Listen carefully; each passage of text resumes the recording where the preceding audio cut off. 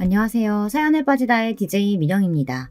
오늘도 두 가지 사연이 준비되어 있는데요. 끝까지 들어주시고 구독과 좋아요 버튼도 잊지 말아주세요. 그럼 오늘의 사연 바로 시작할게요. 안녕하세요. 저는 작년에 이혼을 하고 5살 된 딸아이를 혼자 키우고 있는 워킹맘입니다. 아이를 혼자 키운다는 것이 어렵고 힘들기도 하지만 주변의 좋은 분들의 도움으로 어떻게든 헤쳐나가고 있죠. 사실 이혼 초반에는 정말이지 세상 모든 것이 싫어 마음도 입도 꾹꾹 걸어 닫고 살았어요. 요즘 이혼이 무슨 흠이 되는 세상도 아닌데 뭐 그렇게 유난이냐고 하시는 분들도 있으시겠죠. 실제로 그런 말을 듣기도 했습니다. 하지만 저는 너무나도 충격을 받아 쉽게 떨쳐내기 힘들었답니다. 한동안 정신과 진료를 받을 정도로 말이죠.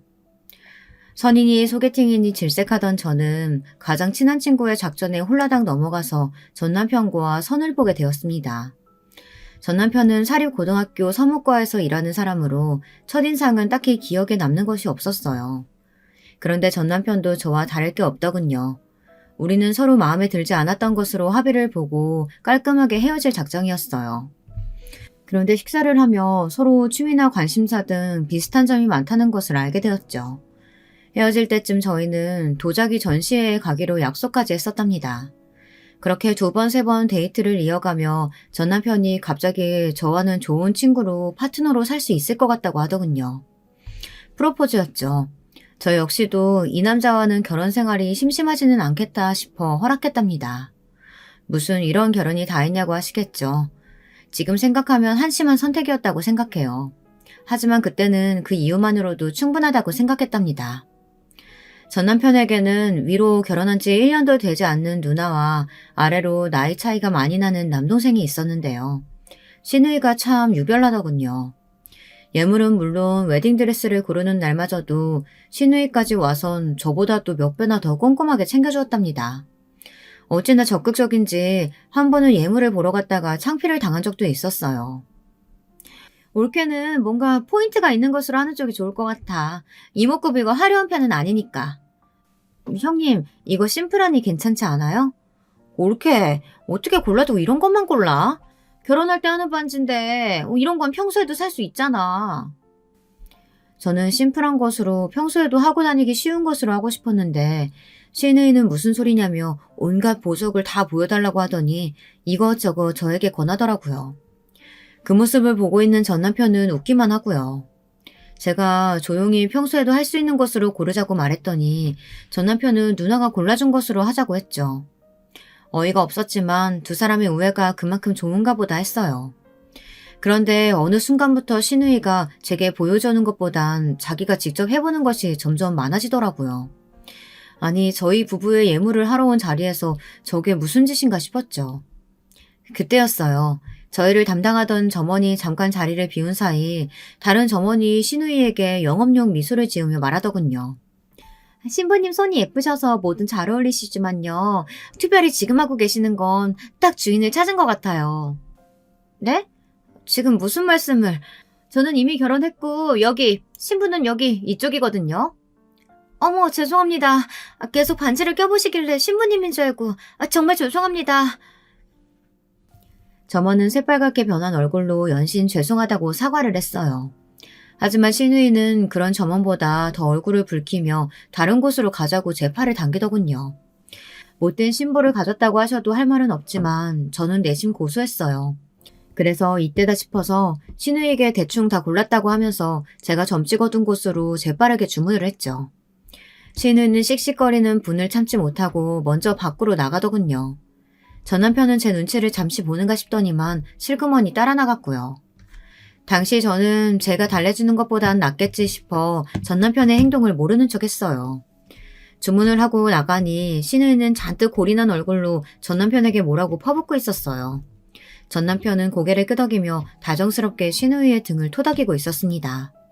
얼핏 보면 연인 사이처럼 다정한 모습에 이렇게 남매가 애틋하기 힘들 텐데 정말 특이하다 하는 생각을 했죠. 저도 남동생이 있는데 저희랑은 달라도 너무 달랐거든요.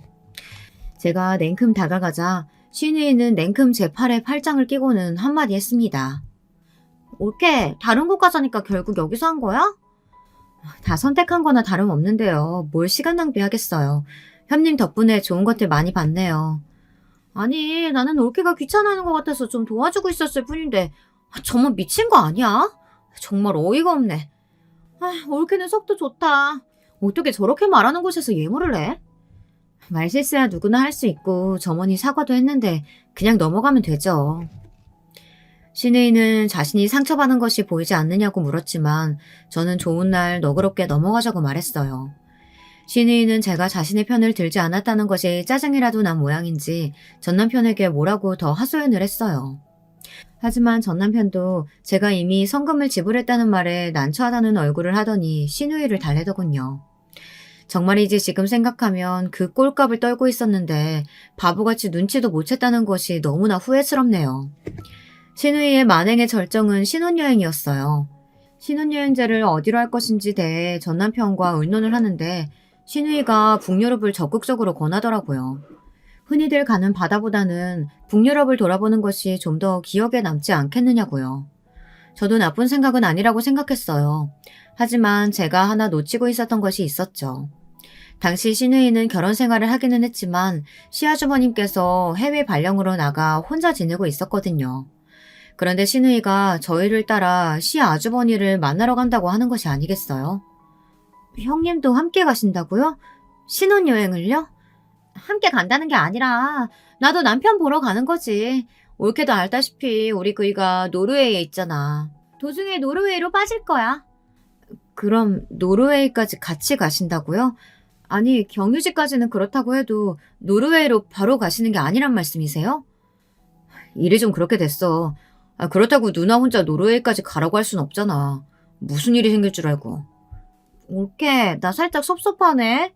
내가 두 사람 여행 방해하려고 하는 것도 아니고 그냥 나는 내 남편 보러 가는 길인데. 뭐야 그 반응은? 형님, 그래도 저희 신혼여행인데 같이 계속 가신다고 하는 건 경우가 좀 아니지 않나요? 저는 너무 어이가 없어서 공항에서 전 남편에게 이런 일이 있었으면 미리 이야기를 해야 하는 것 아니냐고 했어요. 그런데 저는 신우이보다 전 남편의 반응이 더 화가 치밀어 올랐답니다. 전 남편은 제가 당연히 이해해 줄 거라고 생각했다는 거예요. 저는 어떻게 이런 상황을 받아들여야 하느냐고 물었지만 전 남편은 당황스럽다는 얼굴로 저더러 한 번만 이해 좀 해달라고 하더군요. 진짜 저는 그 자리에서 집으로 돌아오고 싶었습니다. 신혼여행이고 뭐고 어떻게 갈 수가 있었겠어요. 그 순간이었어요. 의외의 인물이 공항에 나타난 거 아니겠어요? 바로 시동생이었죠. 당시 고등학생이었던 시동생이 헐레벌떡 공항으로 들어오더니 신우이를 보자마자 왜 여기 있느냐고 화를 내기 시작했죠. 누나는 왜 전화를 안 받아? 매형이 몇 번이나 전화했는지 알아? 지금 매형 한국 오는 비행기 경유지라고 연락 왔다고. 사돈어른이 편찮으셔서 급히 들어오신대. 시어머니가 편찮으시다니. 며칠 전에 전화했을 때는 괜찮다고 하셨는데? 몰라. 하여튼 진짜 내가 누나 때문에 돌겠다. 아니 형이랑 형수가 신혼여행 갔는데 누나가 뭐하러 여기까지 배웅을 하러 와. 빨리 가자. 시동생은 미안한 표정을 지으며 조심히 여행 다녀오라고 하고는 혼이 나간 신우이를 데리고 가버렸죠.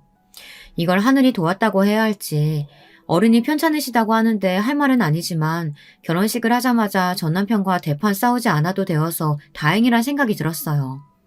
그런데 그렇게 끌려나가는 신우이를 바라보는 전 남편의 얼굴이 좀 이상하더라고요. 아니 뭐가 그렇게 아쉬운지 얼굴 가득 아쉬움이 뚝뚝 떨어지고 있었죠. 당신 얼굴이 왜 그래? 형님이랑 같이 못 간 게 그렇게 아쉬워? 누나가 아이슬란드 가는 거 엄청 기대했거든. 타이밍이 좀 아깝네. 아깝기는 무슨. 세상에 아무리 남매가 애틋해도 신혼여행 같이 간다는 게 말이나 되는 소리야? 진짜 방금까지 나 이 여행이고 나발이고 다 때려칠 생각이었거든. 저의 솔직한 표현에 전 남편이 얼굴을 딱딱하게 굳히고는 그렇게 생각하는 저에게 실망했다고 하더군요. 저는 귀를 의심했어요. 실망이라뇨. 실망을 하려면 제가 해야 하는 거 아니니까. 아니, 이 사연을 듣고 계신 분들은 어떻게 생각하세요? 제가 이해심이 부족한 그런 상황인가요? 아니잖아요. 그렇게 저는 전 남편과 신혼여행을 냉랭한 분위기 속에 시작했습니다. 저는 이렇게 여행하는 것이 의미가 있을까 비행기 속에서도 오만 가지 생각이 들었어요. 그냥 경유지에서 다시 돌아올까 생각을 했고요. 그런데 경유지에 도착해서 전 남편이 미안하다고 제게 사과를 하더군요. 자신의 생각이 짧았다고 하면서. 단지 자기는 시누이가 혼자서 노르웨이까지 간다는 것이 좀 불안해서 같이 가자고 한 것뿐이라고. 그런데 저의 기분을 생각하지 못했다면서 말이죠. 전 남편이 또 이렇게 사과를 하자 기분 나빴던 마음이 좀 풀리는 것 같았어요. 좋은 날이잖아요. 그래서 저는 전 남편의 사과를 받아주고는 남은 시간을 충분히 즐기고 돌아왔어요. 드라마나 주변 이야기만 하더라도 시집살이가 보통이 아니라는데 저는 그런 것들은 전혀 없었어요. 제사도 없었고 명절에도 그저 가족들끼리 모여 식사하는 자리가 고작이었죠. 전 남편은 제가 일에 빠져있는 것에 불만을 표현하지도 않았어요. 전 남편은 퇴근이 일정했고 거기다 요리가 취미라며 저녁도 담당했죠. 제가 야근한다고 늦는 날이면 회사까지 저를 데리러 오기도 했고요. 지인들은 제가 전생에 나라를 구한 것이 분명하다고 부럽다고 난리였어요. 결혼 1년이 되면서 저희 부부에게도 새 생명이 찾아왔고 곧 건강한 딸아이를 낳을 수 있었습니다. 그런데 임신 기간 동안 좀 이상한 일이 있었어요. 원래 시누이가 일주일에 몇 번은 저희 집에 왔었거든요. 혼자 저녁 먹기 싫다고 하며 같이 밥을 먹자고 오는 일이 대부분이었어요. 야근을 마치고 집에 오면 시누이와 전 남편이 둘이서 술을 마시고 있기도 했고요. 전 남편과 의논할 일이 있어서 왔다는데 의논을 하러 왔다면 이야기만 할 것이지 술은 왜 마시는지 이해가 되지는 않았어요. 하지만 저는 그저 남매 사이가 좋구나 이 정도로 생각하고 넘겼죠. 그런데 시누이는 제가 임신했다는 소식을 듣자마자 아예 저희 집 발길을 끊어버렸지 뭐예요. 심지어 전화 한 통도 없었죠. 전 남편은 시누이가 잠시 시아주버님께 갔다고 하며 신경 쓰지 말라고 하더군요. 신혼여행 때 혼자 보내기 걱정스럽다고 말하던 사람이 무슨 바람이 불었는지 대수롭지 않다는 듯 반응하는 것이 좀 이상하기는 했지만 저는 그런가 보다 했죠. 제가 워낙 입덧이 심해 몸이 힘들다 보니 시누이에 대한 생각은 완전히 사라졌거든요. 그러던 어느 날이었어요. 분명 노르웨이에 있어야 할 시누이를 백화점에서 본 것이죠. 8개월쯤이었어요. 병원을 갔다가 친정어머니와 백화점에 좀 갈 일이 있어 기다리고 있는데 시누이가 유아복 전문점에서 친구랑 이야기를 하며 이것저것 보고 있더라고요. 우리 아이한테 뭘 사주려고 하나 보다 싶어 아는 척할까 했는데 때마침 친정어머니가 오셔서 그냥 넘어갔죠. 그래서 그날 저녁 전 남편에게 시누이가 한국에 왔느냐고 물었는데 당황하며 아직 노르웨이라고 하는 거예요. 그러면서 갑자기 시누이 이야기는 왜 꺼내느냐고 물었죠. 백화점에서 본 것 같아서 분명 유아복 매장에서 친구랑 있는 모습 본 것 같은데 말이야. 백화점? 오늘 백화점 갔었어? 병원 가는 날이잖아. 병원 갔다가 엄마랑 백화점에 좀 다녀왔지. 아는 척 하려는데 엄마가 오셔서 그냥 왔어. 아니 당신은 백화점에 가면 간다고 말을 해야지 왜 연락도 없이 가고 그래. 저는 순간 당황해서 할 말을 잃고 전 남편을 빤히 바라보았어요. 아니 백화점에 간 것이 무슨 큰 죄라고 이렇게 정색까지 하고 저를 추궁할 일인가 싶더군요.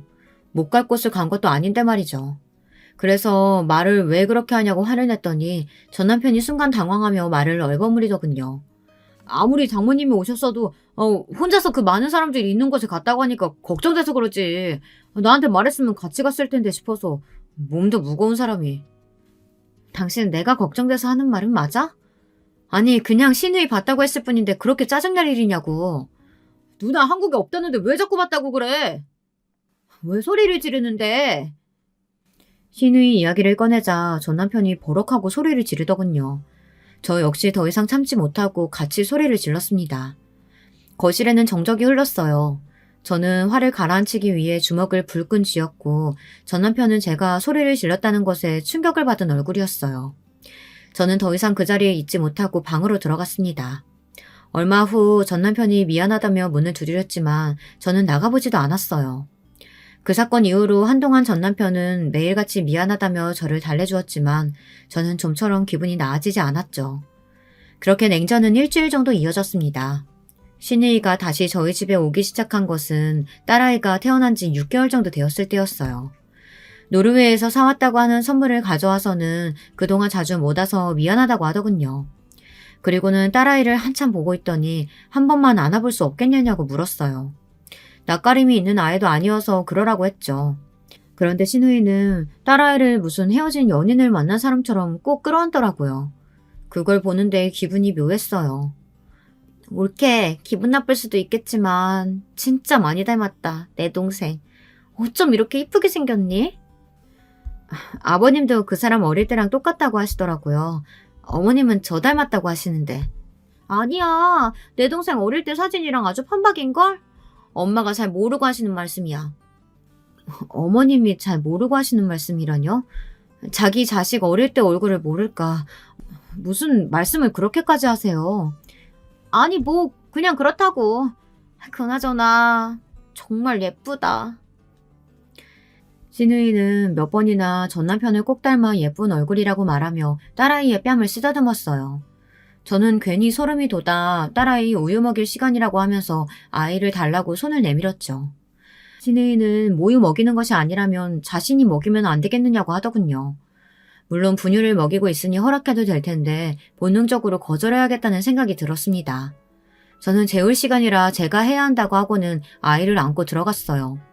밖에서 신우이가 분주하게 움직이는 소리가 들리기는 했지만 저는 모른 척하고 방문을 닫고 있었답니다. 저는 출산 후 10개월이 지나면서 다시 회사에 복귀하기로 했어요. 전 남편은 자신이 정시 퇴근을 하니 걱정하지 말라고 하더군요. 낮에는 베이비시터가 봐주기로 했고요. 물론 불안하고 걱정은 되었지만 며칠 지켜보니 어렵게 구한 만큼 믿을 수 있는 분이더라고요. 그래서 안심하고 출근을 했죠. 그렇게 육아와 직장을 병행하던 어느 날 베이비시터가 상담을 하고 싶다고 하더군요. 그래서 저는 집으로 와달라고 부탁을 했는데 저만 따로 밖에서 보고 싶다고 하셨어요. 저는 무슨 일인가 싶어 전 남편에게 아이를 맡기고 나갔죠. 제가 이런 말씀 드리기 애매하기는 한데 그 신우이라는 분이요. 매일같이 오셔서 저한테 자꾸만 이래라 저래라 하시는데 제가 좀 당황스럽네요. 네? 형님이 오신다고요? 저는 그런 소리 못 들었는데요. 아이가 보고 싶다고 하시면서 오시는 것도 뭐 그럴 수 있다고 생각하지만 저는 아이를 봐주는 사람이잖아요. 댁 살림은 제가 할 일이 아니고요. 처음부터 그런 계약이었죠. 그런데 매일같이 오셔서는 애를 품에 안고 내려놓지를 않으세요. 그러면서 저한테 청소해라 밥해라 막 일을 시키시는데 저도 더 이상 참기 힘들어서요. 이럴 거면 그냥 가정부를 구하시는 것이 나을 것 같아요. 저는 베이비시터의 이야기에 충격을 받았습니다. 아니 도대체 신우이는 저도 남편도 없는 집에 와서 제 딸아이를 데리고 뭐 하는 짓인가 싶었죠. 저는 정말 죄송하다고 사과를 드리고는 따로 이야기를 좀 해보겠다고 했어요. 하지만 베이비시터의 이야기는 그것으로 끝이 아니었어요. 바깥분도 알고 계세요. 퇴근하실 때까지 계시거든요. 그이도 알고 있다고요? 언제부터요? 설마 지금까지 계속 그이가 올 때까지 형님이 계셨어요? 네, 퇴근해서 오시면 저더러 빨리 가라고 그 신우이 분이라는 그분이 짜증을 내시더군요. 저도 정말 이런 상황은 처음이라 말씀을 드려야 할 것 같아서요. 저는 앞으로 이런 일은 생기지 않도록 하겠다는 말과 함께 괜찮으시다면 베이비캠을 좀 달아도 되겠냐고 물었죠. 베이비시터는 그것도 이상하다고 하면서 왜 처음부터 달지 않았느냐고 물었어요. 사실 저는 출근을 시작하면서 집에 달고 싶었는데 전 남편이 일하시는 분을 못 믿으면 어떻게 아기를 맡기려고 하느냐며 반대해서 못 달았거든요. 베이비시터를 만나고 돌아온 저는 전 남편에게는 비밀로 하고 아기 침대가 있는 방에 캠을 달아두었어요. 물론 표신하지 않게 말이죠. 그리고 달아둔 지 3일 만에 저는 베이비시터가 말하는 것이 무엇인지 알 수 있었답니다. 캠을 단 다음 날 바로 신우이가 화면에 잡히더군요. 신우이는 딸아이를 보자마자 혀 짧은 소리를 내며 품에 안더니 너무 보고 싶었다고 아주 난리도 이런 난리가 없더라고요. 거기까지는 저도 아이를 예뻐하는구나 하고 넘어가려고 했어요. 그런데 신우이는 아이를 안아들고는 엄마라고 해보라면서 자꾸 말을 시키더라고요.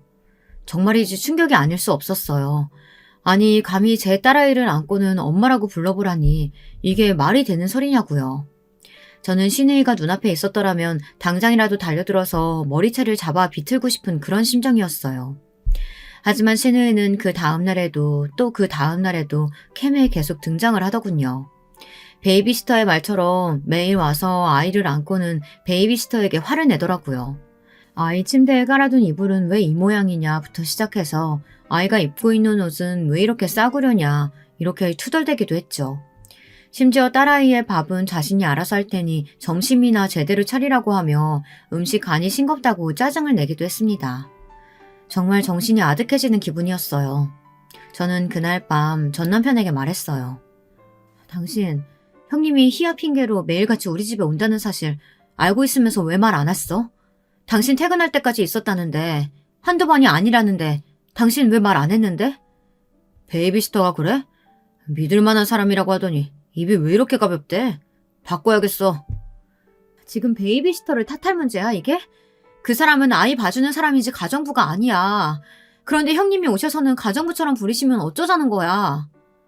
누나가 우리 희야 이뻐서 그러는데 고맙다고 하지는 못할 망정 지금 화내는 거야? 저는 전 남편의 대꾸에 당황하며 진심으로 하는 말이냐고 물었어요. 전 남편은 이왕 이렇게 된 일 시누이에게 아이를 맡기고 차라리 가정부를 쓰는 것은 어떻겠느냐고 하더군요. 저는 절대 그럴 수 없다고 거절했어요. 전 남편은 남에게 맡기는 것보다 시누이가 더 낫다고 하며 고집을 부렸죠. 저는 참다 못해 엄마라고 불러보라고 하는 영상을 전 남편에게 보여주었어요. 전 남편은 영상을 보더니 사색이 되더군요. 형님이 무슨 생각으로 희애한테 엄마라고 불러보라고 시켰는지는 모르겠지만 나는 기분 나빠. 당신 괴물 달았어? 내가 집에 그런 거 달지 말라고 했잖아. 사람 감시하는 것도 아니고 왜 달아두는데? 이러면서 희야 어떻게 지내는지 궁금해서 달았어. 다른 집들도 다 그 정도는 달아. 베이비시터 분도 당연히 달아둬야 한다고 하더라. 나는 내 집에 그런 거 절대 안 된다고 했지. 당장 치워. 기분 나쁘게 뭐야 진짜. 지금 내가 하는 말이 그게 아니잖아. 형님이 희한테 엄마라고 불러보라고 시킨 그 행동이 기분이 나쁘다는데 뭐라고 하는 거야 지금? 그냥 희아가 빨리 말하면 좋겠다 싶어서 시켰겠지. 누나가 당신한테 좋으라고 한 일을 왜 이렇게 학대 해석하는 거야. 희아한테 엄마 소리 들으면 좋잖아. 저는 전 남편의 말에 어처구니가 없었습니다. 사실 이 문제를 따지고 들면 전 남편이 말한 것과 같은 핑계를 댈 거라고 확신하기는 했거든요. 그런데 정말 그런 소리를 듣고 나니 뭔가 기분이 이상하더라고요. 전 남편은 제가 말을 안 하고 있자 고개를 빳빳하게 들고는 베이비시터 대신에 시누이에게 아이를 맡기고 가정부를 구하겠다고 말했죠. 저는 절대 그런 일은 없을 거라고 했고요. 저는 다음 날부터 친정 어머니에게 말씀드려 딸아이를 친정에 맡기기로 결심했습니다. 친정이 멀리 있는 것도 아니고 아침에 출근하는 길에 있었기 때문에 충분히 가능했죠. 전 남편은 딸아이 힘들게 무슨 짓이냐고 했지만 그 나이에 어린이집 가는 아이들도 있다는 말로 전 남편의 반대를 딱 잘랐어요. 오히려 저는 왜 시누이에게 맡겨야 하느냐고 따져 물었죠. 시누이가 카페를 운영하는 것으로 알고 있는데 카페는 어떻게 하고 아이를 맡아준다고 하는 것인지 이해가 되지 않는다고 물었답니다. 전 남편은 뭐 때문에 그렇게 고집이냐고 한숨을 내쉬었지만 저는 끝까지 친정의 도움을 받겠다고 했어요. 물론 그 이후로 시누이가 전화가 와서는 자신이 도와주겠다고 했지만 저는 괜찮다고 사양했답니다. 지금 생각해도 그때 그렇게 결정하기를 잘했던 것 같아요. 별일도 아닌데 민감하게 반응한다고 하시는 분들도 있으시겠지만 당시 저는 정말이지 시누이와 딸아이를 만나게 하면 안 되겠다는 생각이 강하게 들었거든요. 그 사건을 기점으로 시누이가 저희 집에 오는 일은 뜸해졌어요. 물론 딸아이가 보고 싶다고 전 남편에게 전화는 자주 오는 모양이지만 저는 집안일이 아니고서야 딸아이와 시누이가 만나는 일은 피했죠. 그렇게 시간이 흘렀습니다. 전 남편은 더 이상 시누이 이야기를 꺼내지 않았어요. 딸아이가 3살이 되던 해였어요. 갑자기 전 남편이 어려운 허락이 필요하다고 제게 말을 꺼내더군요. 내가 사춘기로 한참 방황할 때 잡아주신 형님이 있는데 그 형님이 얼마 전에 사고로 돌아가셨어. 가족여행을 가는 도중이었다는데 형님이랑 형수님은 죽고 두 분의 아이만 남았대. 그래서 말인데 그 아이를 우리가 좀 키우면 안 될까? 형님 부부가 고아라서 친척이고 뭐고 아무것도 없거든. 전 남편이 말하는 형님이 누군지는 저도 알고 있었어요. 몇 번이나 이야기를 했었거든요. 도움을 주셨던 형님이 계시다고 말이에요. 그런데 그분이 돌아가셨다니 좀 많이 놀랐어요. 하지만 그보다 더 놀랐던 것은 그 형님의 아이를 입양해서 키우고 싶다는 전 남편의 말이었어요. 심지어 그 아이는 아직 돌도 되지 않았다고 하더라고요. 사고에서 어떻게 살아남았는지 그 자체가 기적이나 다름없는 아이였죠. 남자 아이라는 그 아이를 어떻게든 키우고 싶다고 하는데 고민이 되더군요. 당시 저는 둘째를 가지고 싶어 계획 중이었어요. 하지만 병원에서는 힘들 것 같다고 하더군요. 제가 첫 아이를 낳은 것도 엄청난 확률을 뚫은 것이나 마찬가지라고 하며 둘째는 힘들다고 말씀하시더라고요. 그래도 확률이 0은 아니라고 해서 욕심을 좀 내고 싶었는데 때마침 전 남편이 그 이야기를 꺼낸 것이죠. 저는 일주일 동안 고민을 했습니다. 친정에서는 반대를 하셨어요. 아무리 그래도 남의 자식을 키우는 것이 쉬운 일이 아니라고 하면서 말이죠.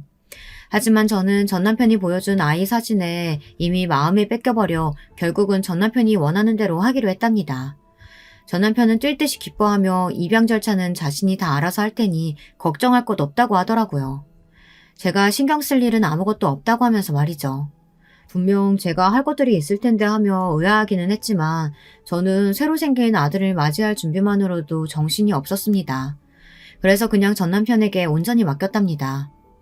막내가 집에 오면서 시누이는 또다시 저희 집에 드나들기 시작했습니다. 하지만 이번에는 미리 저한테 부탁을 하더라고요.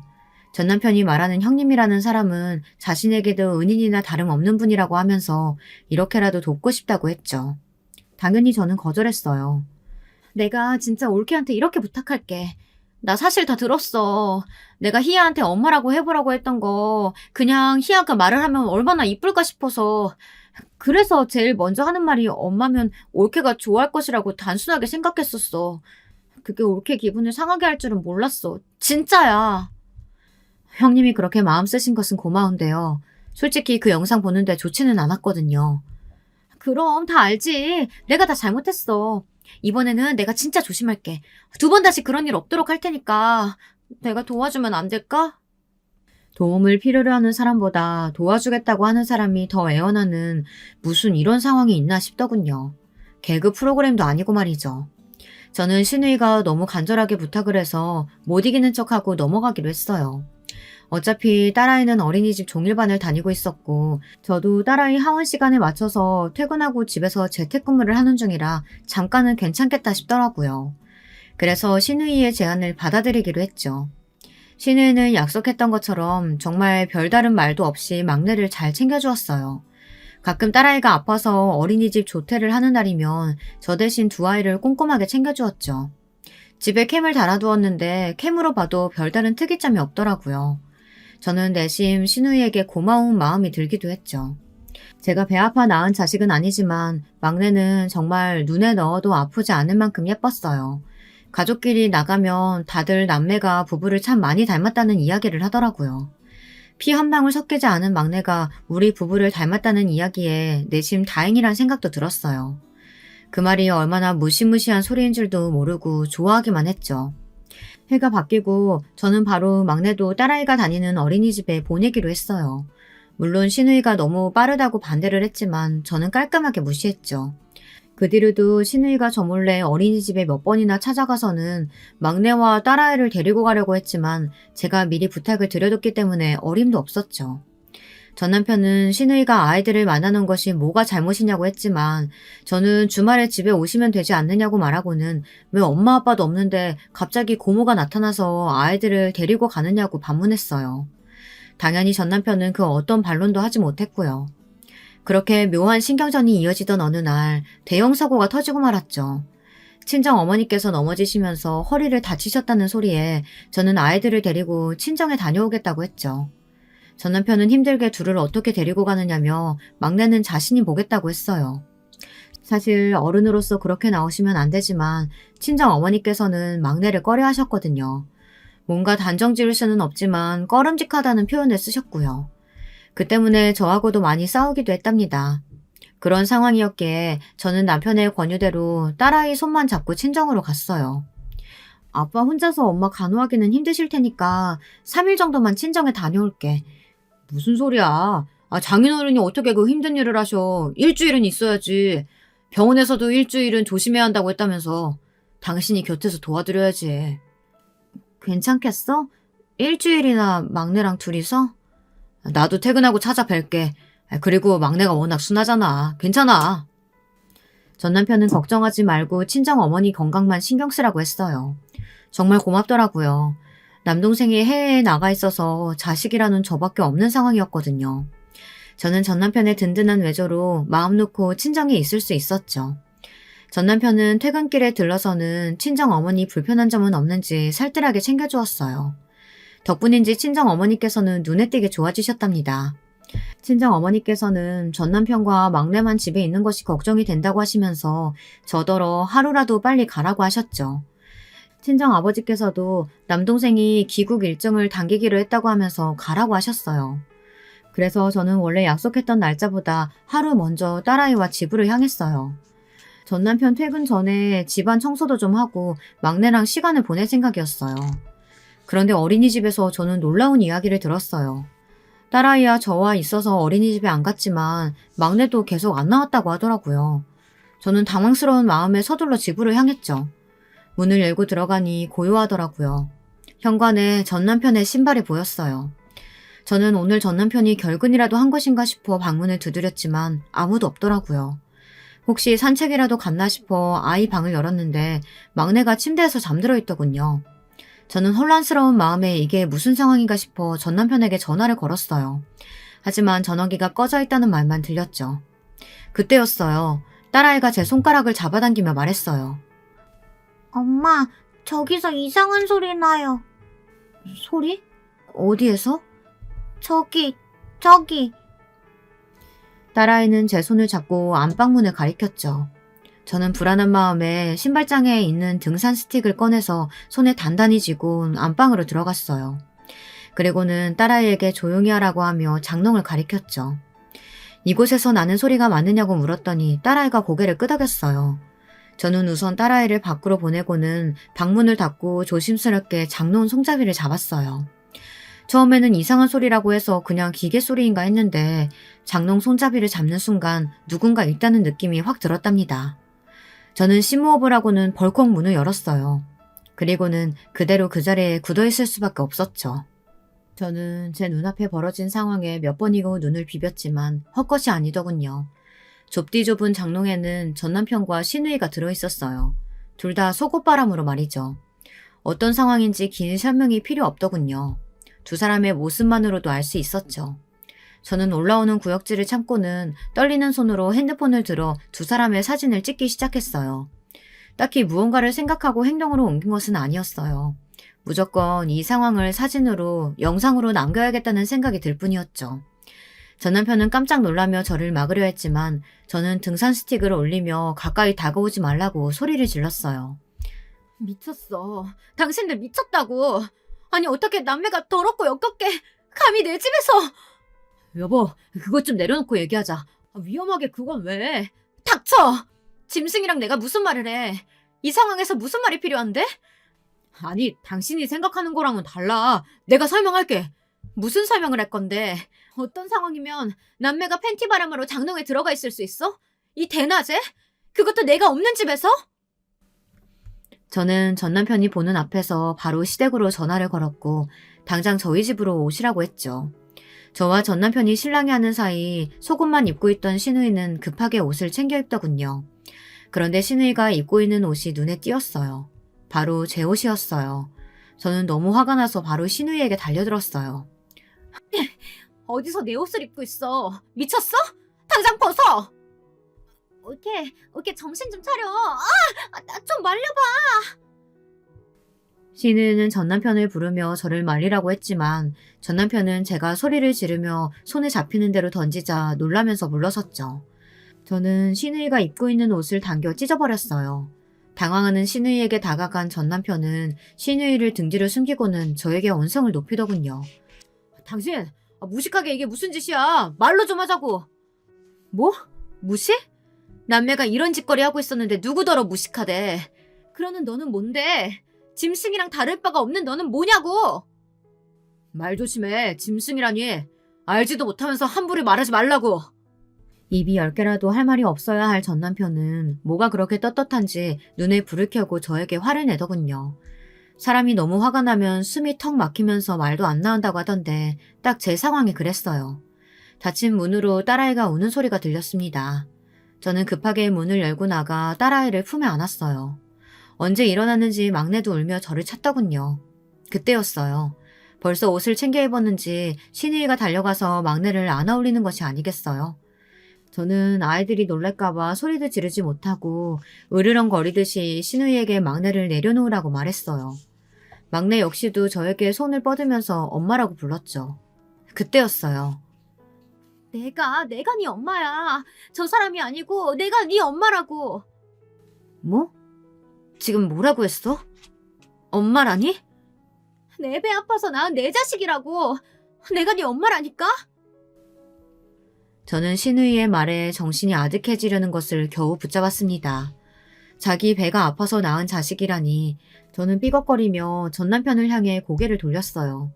은은의 아들이라며 입양하자던 전남편은 제 눈을 피하며 고개만 숙이고 있었죠. 저는 휘청거렸어요. 그리고는 구역질이 치밀어 올라 결국 화장실로 달려가 변기를 붙잡고 몇 번이나 속에 있는 것을 개원했죠. 나오는 것도 없는데 구역질이 자꾸만 치밀어 오르는 것이 미칠 것 같더라고요. 딸아이가 울면서 제게 와서는 엄마라고 부르는데 온몸이 떨리면서 눈물이 나기 시작했어요. 제가 그동안 무슨 짓을 했나 생각이 들면서 저것들이 진짜 인간인가 싶었답니다. 이게 다 무슨 일이야? 너는 왜 여기 와 있고? 며느리는? 아가! 무슨 일이기에 이 난리야? 애들은 왜 다 울고 있어? 시부모님의 등장에 딸아이는 울면서 엄마가 아프다고 난리였죠. 시어머니께서는 놀란 얼굴로 오셔서는 저를 부축해 주시며 무슨 일이냐고 하셨고요. 저는 순간 과연 시부모님들이 전남편과 신우이의 관계를 몰랐을까 생각이 들더군요. 저는 부축을 밀쳐내며 말했어요. 두 분 알고 계셨죠? 이 사람이랑 형님, 두 사람 어떤 관계인지 알고 계셨죠? 그렇죠? 저의 확신에 찬 말에 시아버지께서는 두 눈을 질끈 감으셨어요. 시어머니께서는 전남편과 신우이를 번갈아 바라보며 이를 꽉 깨무셨고요. 그 모습에 저는 대답이 필요 없다는 생각이 들었죠.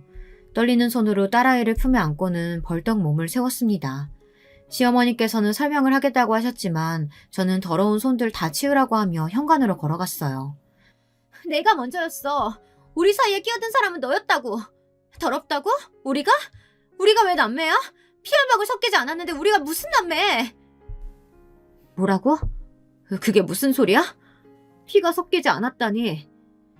우리는 부모님이 재혼하시면서 남매가 된 사이야. 전 남편은 담담하게 신우이와 두 사람의 관계에 대해 말했어요. 중학생 때 시부모님이 재혼을 하셔 가족이 되었다는 말과 함께 두 사람 사이가 보통의 관계가 아니라는 것을 알게 된 시부모님이 두 사람을 떨어뜨리기 위해 신우이 결혼을 강행했다는 것. 그런데 시아 아주버님이 해외로 발령받으며 두 사람이 다시 눈을 피해 만나기 시작했다는 것까지. 제가 결혼하기 이전의 모든 상황에 대해 말했죠. 시부모님은 한숨을 쉬시며 두 분은 막내에 대해서는 정말 모르고 있었다고 미안하다고 하셨습니다. 하지만 저는 도저히 믿을 수가 없었어요. 전남편과 신우이는 마치 자신들이 슬픈 로맨스의 주인공인 것처럼 말했지만 제 귀에는 막장 드라마에도 나오지 않을 그런 더러운 관계일 뿐이었어요. 저는 더 이상은 이야기하고 싶지 않다고 하며 급하게 자리를 벗어났죠. 친정에는 언제 들어왔는지 한국에 도착한 남동생이 있더군요. 저는 남동생의 얼굴을 보자마자 참았던 울분을 터뜨리며 모든 이야기를 다 했습니다. 친정 식구들은 무슨 이런 미친 경우가 있느냐며 화를 내다가 막내의 이야기에는 당장 찾아가 전남편이고 신우이고 가만두지 않겠다고 길길이 뛰었어요. 친정 어머니께서는 자신이 뭐라고 했느냐며 막내를 보는데 기분이 좋지 않았다고 하시며 한숨을 내쉬었죠. 친정 아버지는 당장 이혼부터 진행하자고 하시면서 차분하게 말씀하셨어요. 하지만 전화를 하시는 손이 덜덜 떨리고 계셨죠.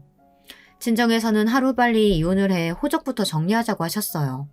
그리고 위자료를 청구하자고 하셨죠. 솔직히 저희가 할 수 있는 것이라고는 그런 것들 뿐이었거든요. 많은 변호사들을 만나봤지만 다들 위자료 청구와 앞으로의 양육비를 두둑하게 받아내는 것을 추천했어요. 하지만 저는 그것만으로는 만족할 수 없었습니다.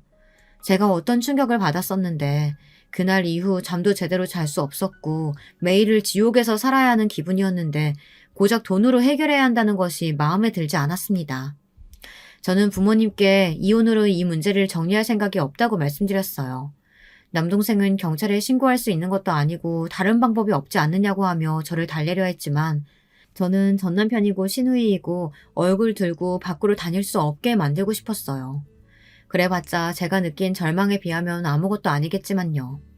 적어도 사회적으로는 매장을 시키고 싶었답니다. 저는 며칠을 고민 끝에 전 남편이 일하고 있는 학교로 찾아갔어요. 이따위 일이나 저지르는 인간을 학교에 둔다는 것이 말이 안 되잖아요. 저는 전 남편이 일하는 서무과 대신 교무실에 들어가 전 남편의 이름을 크게 불렀어요. 선생님들이 놀라시며 전 남편을 불러오더라고요. 전 남편은 제가 찾아올 것이라고는 상상도 못했다는 얼굴로 제게 밖으로 나가자고 했어요. 하지만 제가 학교로 온 이유는 전 남편이 어떤 인간인지 알리고 싶은 마음이었기에 그 손을 뿌리치고 이혼 서류에 도장을 찍으라고 크게 소리쳤어요. 교무실에 있던 선생님들이 무슨 일인가 싶어 하나 둘 관심을 가지는 것이 느껴졌죠. 구경거리가 된 것 같아 기분이 좋지는 않았지만 꾹 눌러 참았습니다. 전 남편은 어쩔 줄 몰라 하는 것이 보였어요. 저는 그 얼굴로 이혼 서류를 던지며 말했죠. 자기 누나랑 바람나서 자식까지 생겼으니 이혼 이유로는 충분하잖아? 안 그래? 창피하게 여기서 왜 이래? 창피? 내가? 네가 한 행동은 어떻고? 나한테 너희 두 사람 사이에서 태어난 아이까지 키우게 했잖아. 그럼 대가를 치러야지. 제 이야기가 계속될수록 주변의 웅성거림은 커졌어요.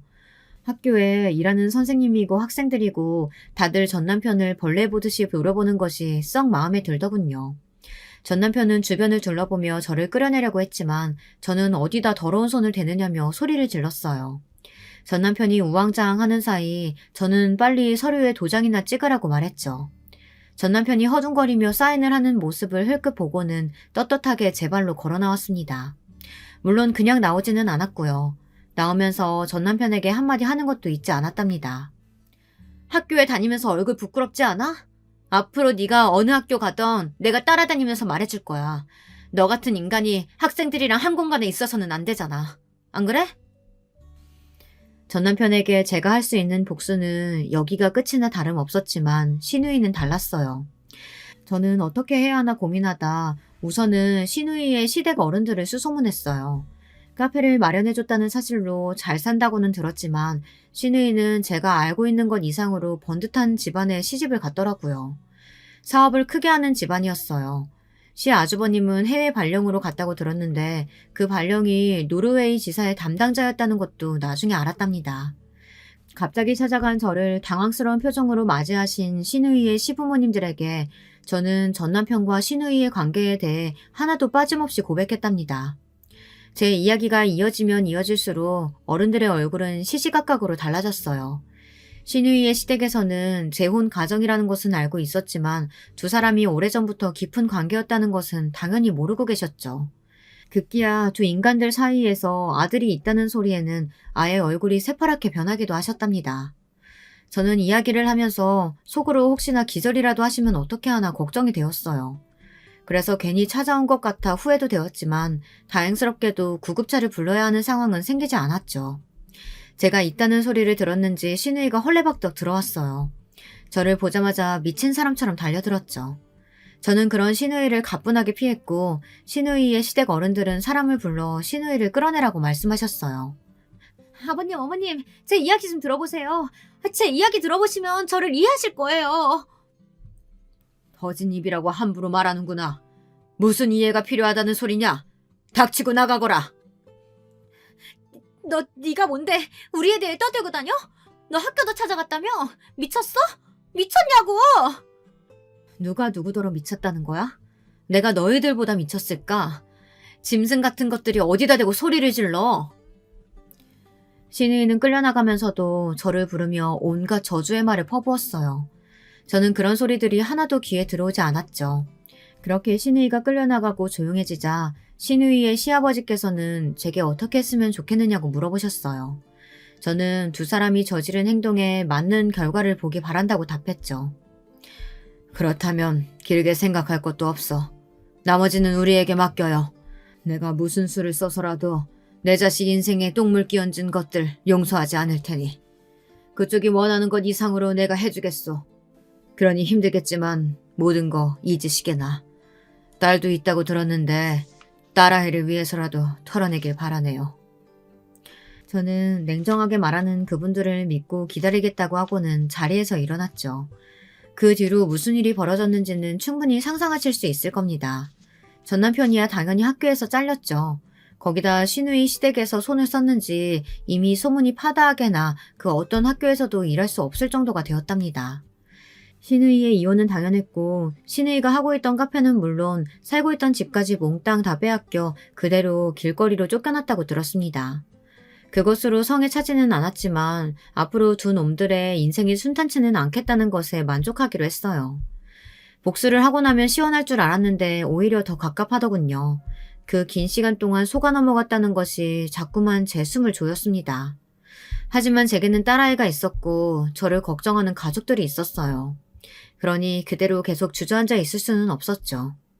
아직도 저는 그날의 꿈을 꿉니다. 제가 지금 바라는 것은 그 인간들이 영원히 절망과 고통 속에서 숨쉬기를, 오직 그것뿐이랍니다.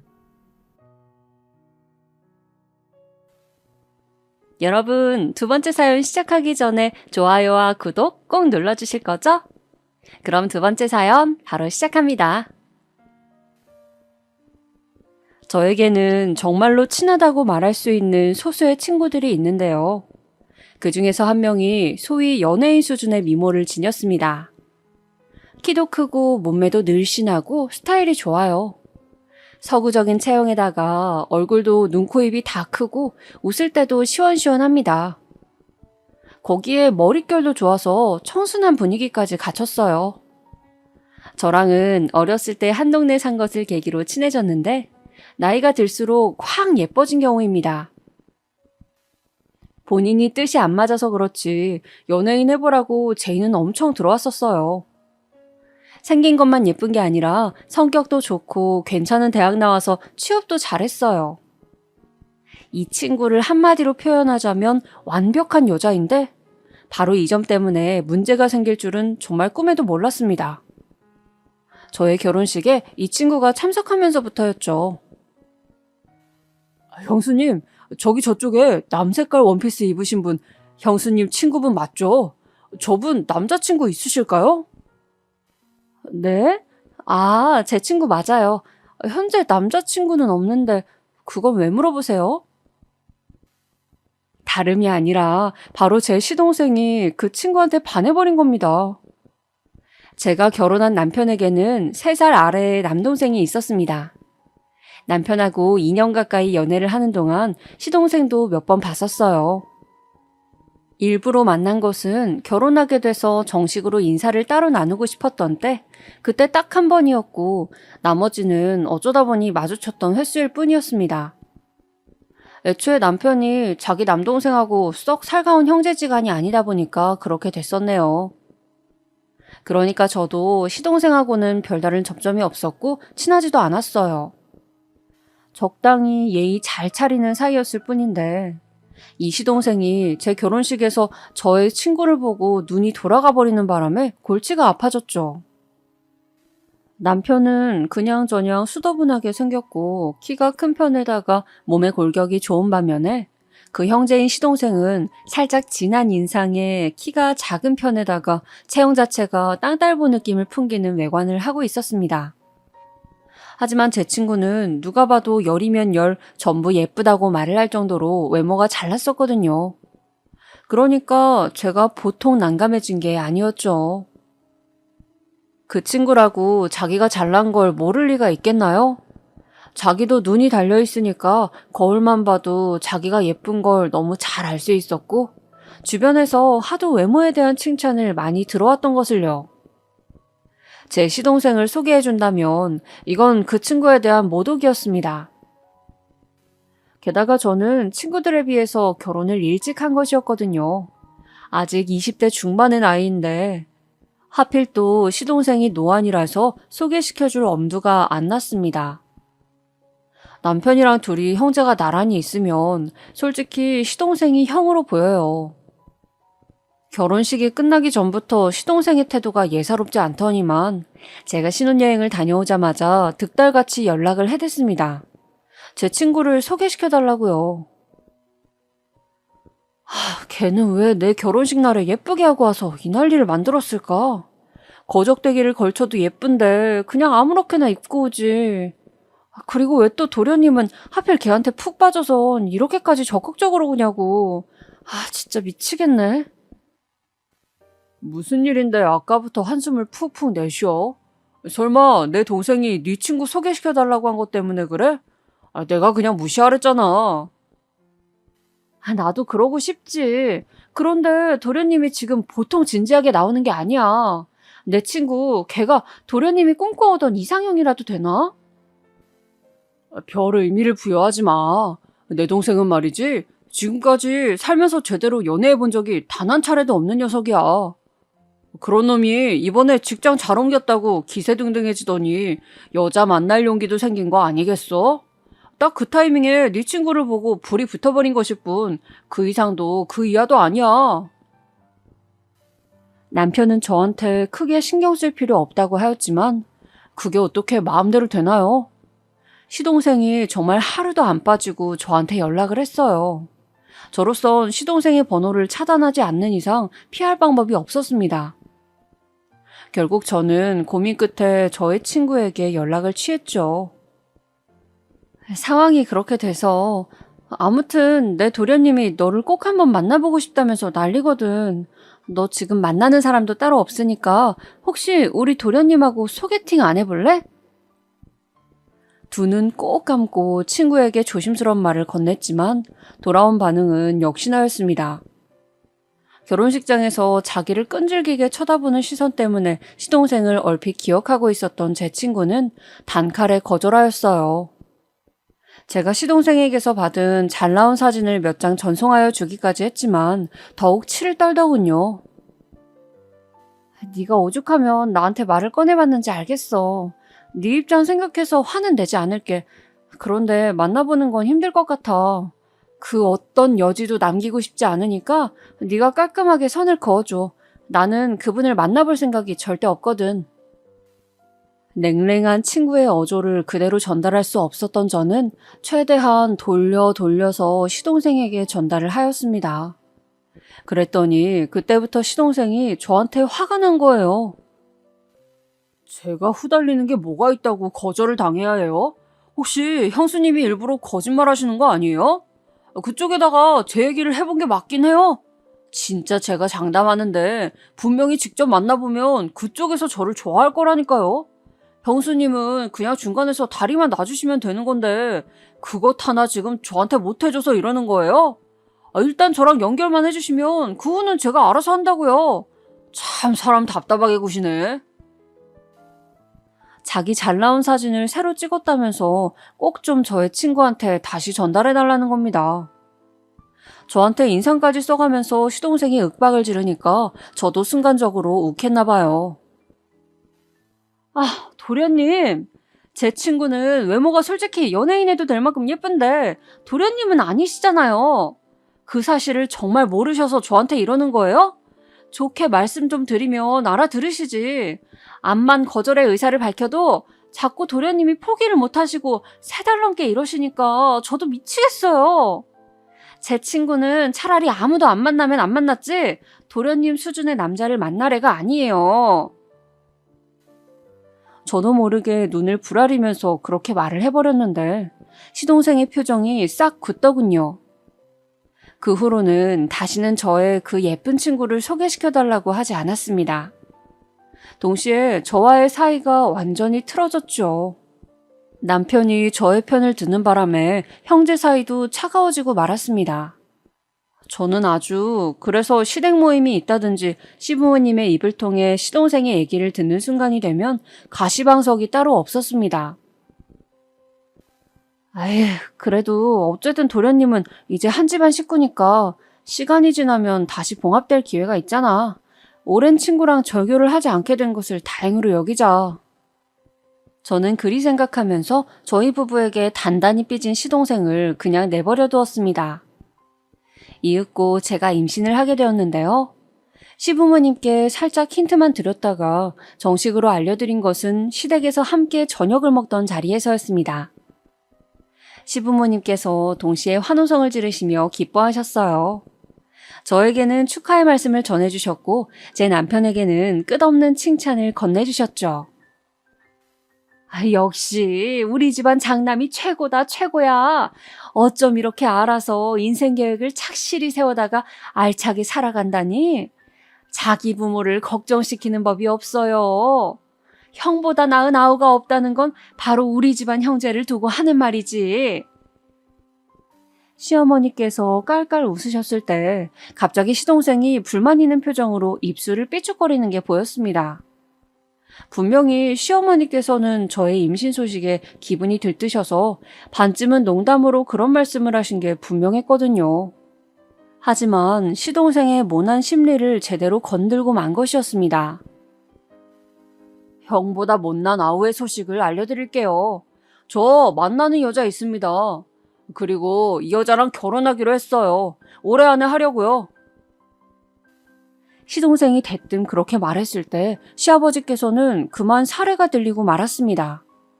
너무 놀라셨기 때문이었죠. 여자 손 한번 잡아본 적 없었던 게 시동생이었고 그런 둘째 아들의 면모를 시부모님께서도 잘 알고 계셨거든요. 시아버지께서 콜록거리시는 모습을 보면서 시동생은 모멸감을 느꼈는지 얼굴이 시뻘개졌습니다.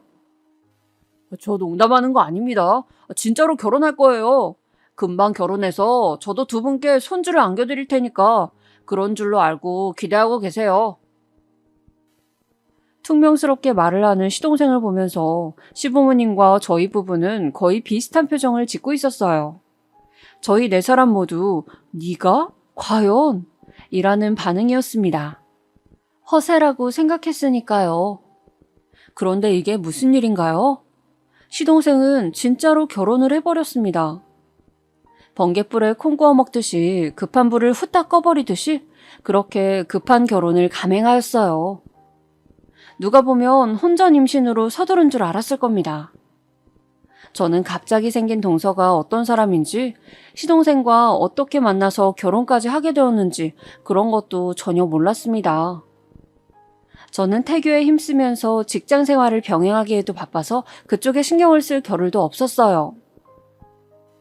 제 와이프가 형수님보다 나이가 어린 거 아시죠? 본인보다 어린 여자라고 시기 질투하지 마시고 잘 대해주세요. 시동생이 대뜸 그런 말을 했을 때 너무 어처구니가 없었지만 별다른 대응도 하지 않았습니다. 무슨 의도로 저한테 그런 말을 하는지 알고 싶지도 않았고요. 저는 예정일보다 조금 이르게 건강한 아들을 얻었고 그때부터는 직장을 쉬게 되었어요. 멀리 사는 친정 식구들보다 상대적으로 더 가까운 시댁 식구들의 도움을 좀 받았습니다. 특히 시부모님께서는 처음 얻으신 손자의 존재에 무척 기뻐하셨어요. 이제 각자가 할아버지, 할머니가 된 게 실감이 난다면서 연신 싱글벙글 하셨죠.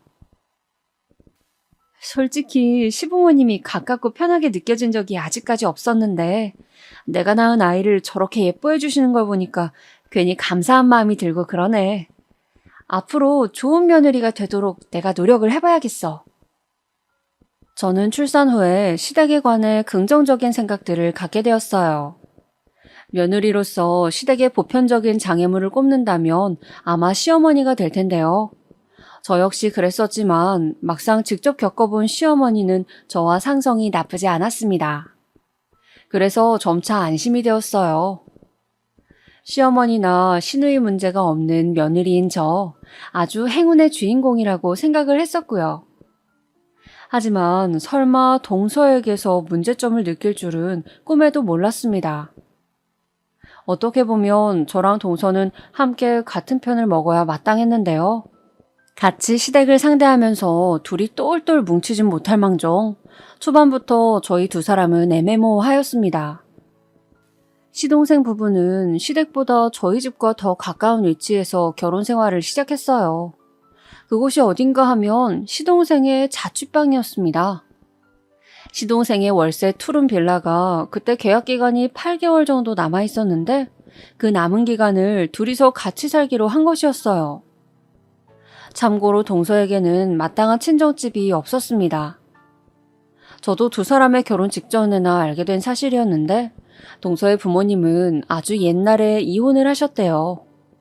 동서는 그래서 편모 가정에서 자라났는데 이 모친께서 동서가 성인이 되자마자 급사하셨다고 합니다.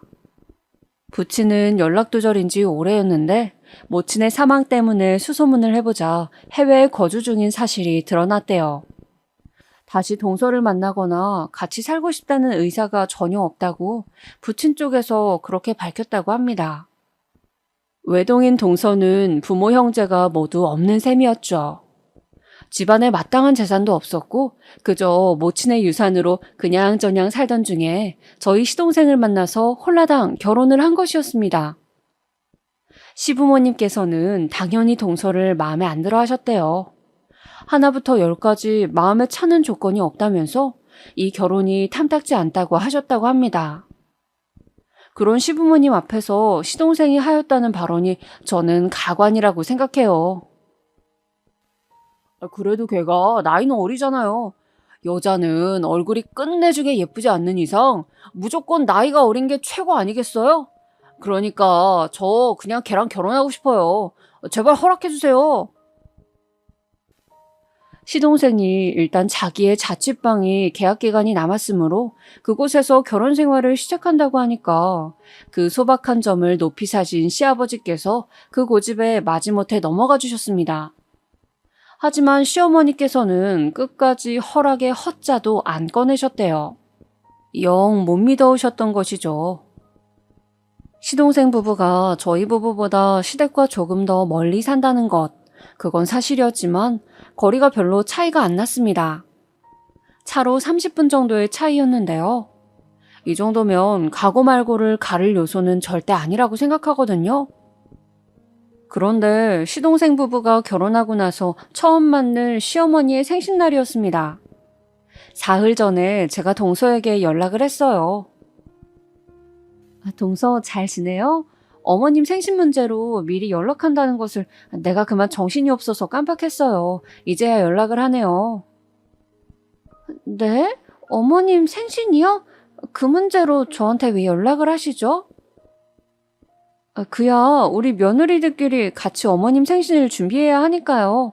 형제가 둘 다 결혼해서 며느리가 둘이 됐는데 처음 맞는 어머님 생신이면 뭐라도 같이 하는 게 맞는 그림 아니겠어요? 아무래도 직접 생신상을 차려드리는 게 가장 무난할 것 같은데 동서 생각은 어때요? 글쎄요. 저는 잘 모르겠네요. 지금은 너무 당황스러워서. 저기 형님, 내일 제가 연락드릴게요. 네? 그래요? 알았어요. 그럼 내일 연락 줘요. 기다릴게요. 미적지근한 동서의 반응은 예상도 못했던 것이라서 괜히 서운하더라고요.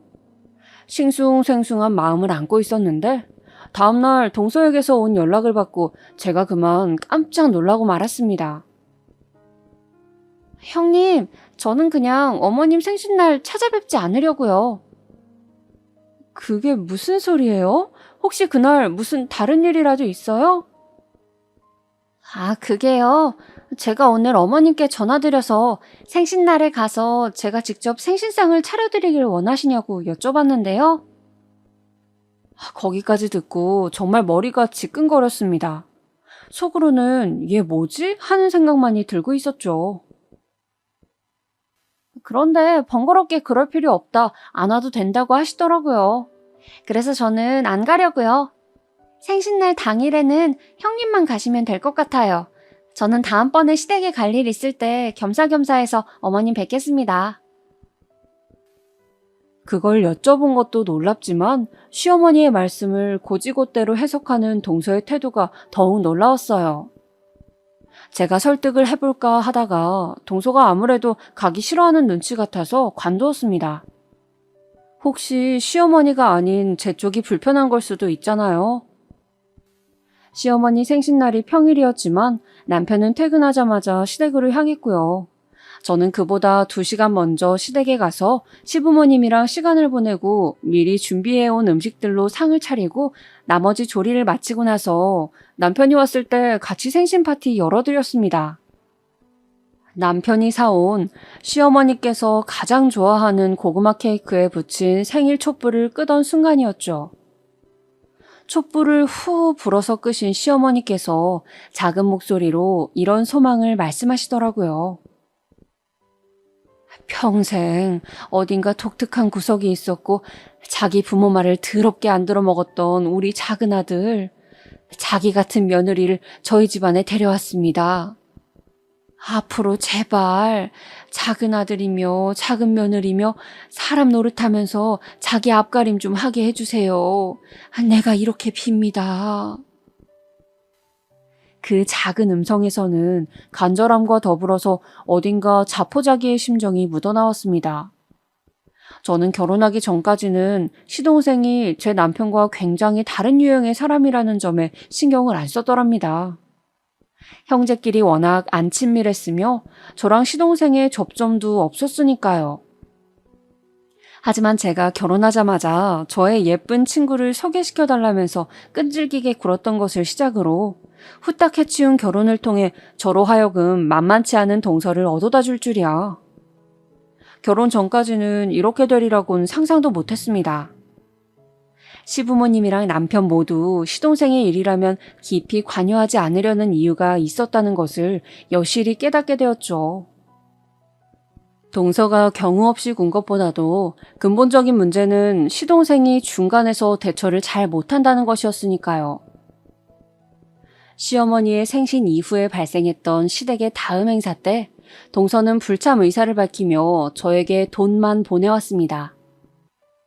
시동생이랑 둘이서 상의를 끝낼 문제라면서 저한테 전적으로 시댁 일들을 맡길 테니까 자기는 돈만 보태겠대요. 그래서 그 대단한 금액이 얼마인지 봤더니 10만 원? 얘가 지금 나한테 10만 원 보내면서 그렇게 실컷 잘난 것처럼 떠든 거야? 와, 진짜 기가 막히네. 뭐 이런 애가 다 있어. 제가 너무 화가 나서 동서고 시동생이고 잡아버릴까 했는데 남편이 그런 저를 만류하였습니다.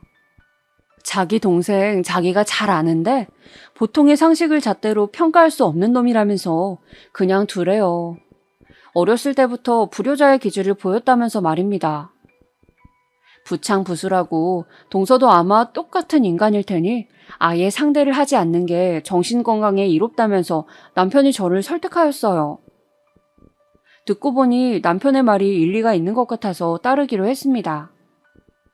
아무래도 시댁 쪽 일이니까 남편의 의견을 중요시하는 게 맞는 거란 생각도 들었고요.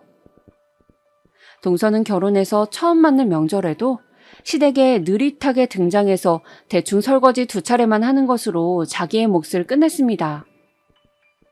저는 친정에 일찌감치 들렸다가 시댁에 와서 열심히 일을 했거든요.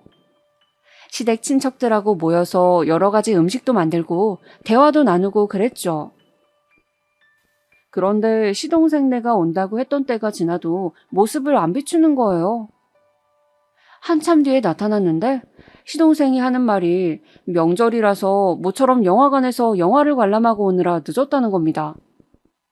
그렇다면 진작 말이라도 할 것이지 그런 줄도 모르고 식구들은 다들 기다리고 있었고 연락도 안 돼서 내심 걱정했거든요.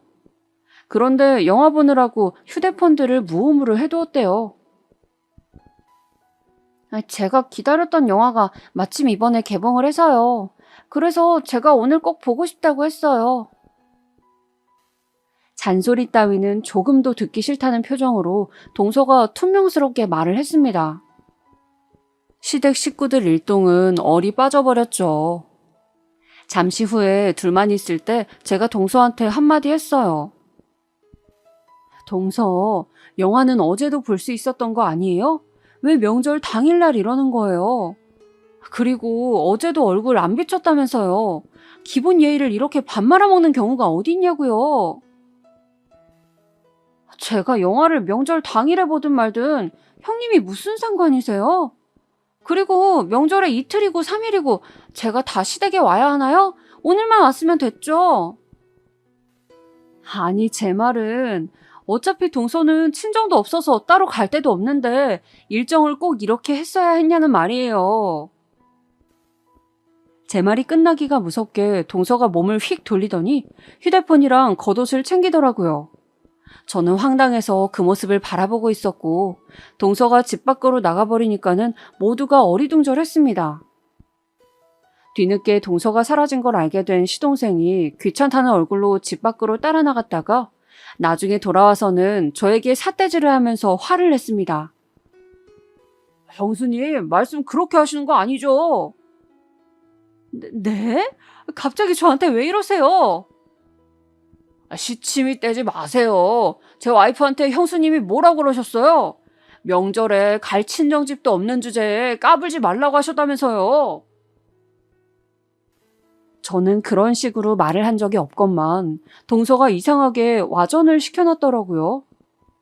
삽시간에 시동생은 목에 핏대를 세워가며 저한테 소리를 질렀고 모두가 깜짝 놀라서 일단 시동생을 말려댔습니다. 볼썽사납게 자기 형수한테 뭐하는 짓이냐며 다들 한마디씩 나무랐습니다. 그랬더니 시동생이 저를 비웃는 얼굴로 이렇게 말을 하는 것이 아니겠어요? 뻔하지. 여자들의 시기 질투. 자기보다 어린 여자를 그렇게나 시샘하고 싶으셨어요? 그래서 일부러 제 와이프 괴롭히신 거죠? 저는 맹세코 동서가 저보다 어리다고 시샘하지 않았습니다. 제가 많은 나이도 아니었고 따지고 보면 일찍 결혼한 편이었으니 어린 축에 속하는 나이였고요. 동서랑은 꼴랑 2살 차이였던 것을요. 저는 그 앞에서 헛웃음만 쳐댔습니다. 어째서 시댁 식구들이 시동생을 두고 상종 안 하는 쪽이 마음 편하다고 하는지 비로소 여실히 알 것만 같아서였죠. 어떻게 하면 생각이 그런 식으로 튈 수 있는지 너무 신기할 정도였어요. 여자들의 시기 질투라고 판단하다니 어불성설이었습니다. 아무튼 그 별것 아닌 소란으로 명절 당일날의 풍경은 망쳐졌고 분위기는 엉망이 되었습니다. 그리고 남편이 화가 머리 끝까지 나버렸습니다. 시동생한테 제대로 으름장을 놓더라고요. 네가 감히 내 와이프한테 그딴 식으로 굴어? 야, 너 진짜 한 번만 더 네 형수한테 함부로 행동하면 가만 안 둔다. 내가 너 진짜 죽사발 내버릴 거니까 그런 줄 알라고. 너 내가 분명히 경고했어. 남편이 웬일로 눈이 막 돌아가서 뭐라고 하니까 그 앞에서 시동생이 심각한 상황이라는 걸 알았는지 조용해졌습니다. 이 싸가지 없고 경우도 없는 부부가 앞으로 어떻게 살든 말든 저는 되도록이면 관여를 안 하겠다는 작정이었어요. 그런데 사람 일이 마음먹은 대로 흘러가던가요? 절대 아니더군요. 명절 당일날 분위기를 망치고 떠났던 그 2사람. 그로부터 바로 얼마 지나지 않았을 때 시댁으로 들어가서 살게 되었습니다. 이게 어찌된 황당한 영문인고 하니 원래는 그 2사람이 시동생의 자취방에서 더 살 생각이었대요. 계약 연장을 한 다음에 일단 더 살다가 마땅한 신혼집을 구해서 그곳으로 떠날 계획이었다는 겁니다.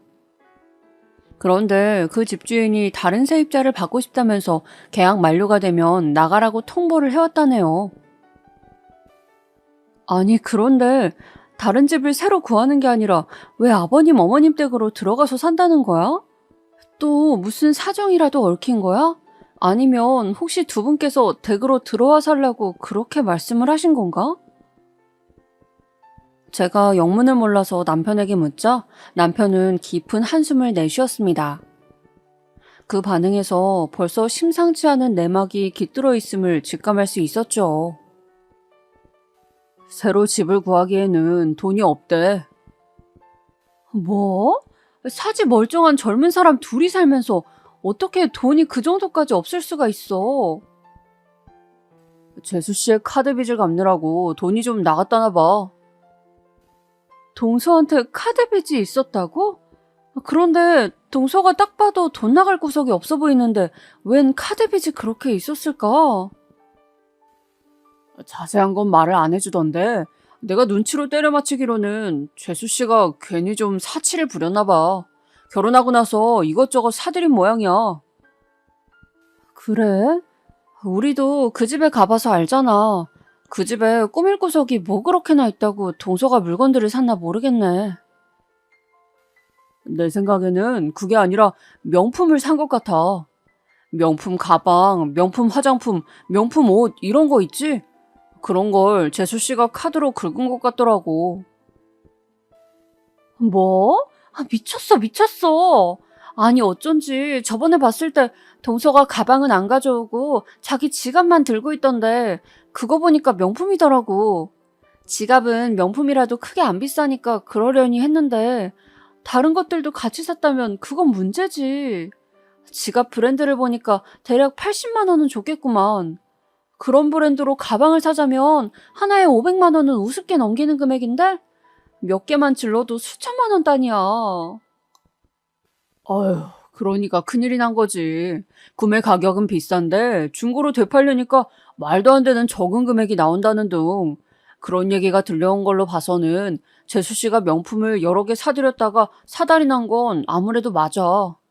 그래서 지금 돈이 수중에 하나도 없고 당장 그 집에서는 나와야 되는 상황이니까 아버지랑 어머니가 그냥 들어오라고 하셨나 봐. 전말을 듣는 것만으로도 머리가 다 지끈거리더군요. 그냥 싸가지가 없고 경우가 없는 게 아니라 세상 물정에 대한 감각까지 없었나 보더라고요. 그런 동서도 대단했고 뒤늦게 카드값이 청구되는 걸 보고 거품 물었다는 시동생 쪽도 대단했습니다. 어쩜 이런 부부가 탄생하였는지요. 그 후로 시동생과 동서는 시댁에 들어가 살게 되었습니다. 동서는 케이블 방송의 하청 사무실에서 광고 섭외 일을 했어요. 동서가 받았던 급여의 정확한 금액은 제가 몰랐지만 대략적으로 기본급이 100만 원 수준이었고 섭외를 따내면 건수마다 추가로 돈이 붙는 거라고 들었습니다. 그러니까 다달이 100만 원을 벌 때도 있고 200만 원을 벌 때도 있고 편차가 심했다는 것이죠. 가장 중요한 대목은 그 직장이 정규직이 아니었다는 것 같네요. 그렇다고 계약직도 아니었어요. 왜냐하면 프리랜서 고용 형태라서 언제든지 자기가 하루아침에 그만둘 수 있다는 장점과 언제든지 하루아침에 바로 잘릴 수 있다는 단점을 모두 안고 있었습니다. 동서는 오전 10시부터 4시까지 6시간씩 일한다고 하였어요. 이런 것들도 전부 동서가 시댁에 들어가고 나서부터 알게 되었습니다. 그전에는 동서가 정확히 무슨 일을 하는지도 몰랐으니까요. 참고로 시동생은 원래 월급 230만 원 정도를 받다가 결혼 직전에 이직에 성공해서 월급이 280만 원 수준이었습니다. 추가로 수당이 붙으면 300만 원 정도 들어온다고 하더라고요. 그렇다면 두 사람이 합쳐서 최소로 잡아도 얼추 매달 400은 벌리는 셈이었는데 말이죠. 문제는 동서가 결혼 전까지 모아둔 돈이 한 푼도 없었다는 사실이에요. 또한 시동생은 결혼하면서 침대를 새로 사고 장롱도 새로 사고 동서 쓰라고 화장대도 들여놔주고 소파까지 큰 걸로 바꾸고 이런 것들을 하면서 돈을 꽤 지출했습니다. 어차피 월세집에서 짧게 살 거면 그런 것들은 지금 바꾸지 말고 나중에 정식 신혼집으로 들어갈 때 구매하라고 다들 충고했었지만 시동생은 안 들어먹었어요. 본인만 손해였죠. 시댁에 들어가면서 소파 같은 거 뇌물단지가 되어서 중고로 팔아버렸거든요. 싼 값에 후려쳐서 말입니다. 이런 상황 속에서 동서가 결혼한 뒤로 지출한 금액이 반년 사이에만 3천만 원을 넘겼대요. 제가 그 숫자를 듣고 너무나도 어이가 없어서 두 사람이 시댁으로 합가한 뒤 처음 방문했을 때 동서한테 넌지시 물어봤습니다. 도대체 왜 무슨 이유로 갑자기 명품을 산 거냐고요. 그랬더니 뾰로통한 표정으로 이렇게 대답하더군요. 결혼하면 다들 이 정도는 하고 사는 줄 알았죠. 저도 샤넬백 하나 가져보고 싶었어요. 다들 하나씩 있는데 저만 왜 못 가져요? 그건 불공평하잖아요. 동서 나이에 샤넬백 있는 사람 내가 생각하기로는 몇 안 될 건데요?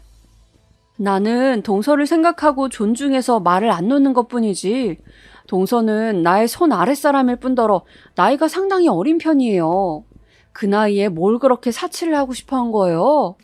결혼하기 전에는 어차피 명품이 없었잖아요.